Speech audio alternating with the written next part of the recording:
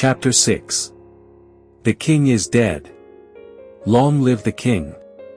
In January 1936, Edward went to Windsor for a few weeks. He was tired of town life and he wanted to work in his garden and ride his horses. But then, one afternoon, there was a phone call from Queen Mary. "Edward," she said, "you must come back immediately. Your father is very ill and I think he's going to die." When Edward arrived, he went straight to his father's room.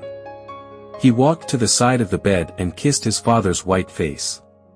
The king opened his eyes and smiled.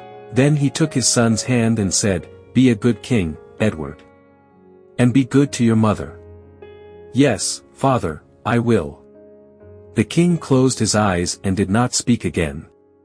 Just after midnight he died. Then Queen Mary took Edward's hand and kissed it.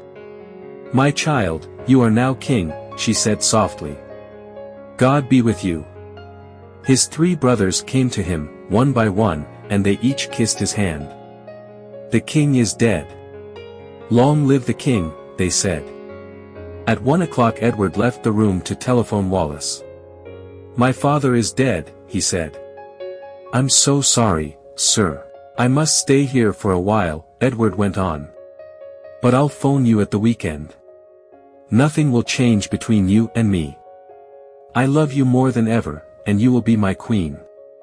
"Let's not talk about that now," Wallace replied. "You must go back to your family." "But you are my family, Wallace.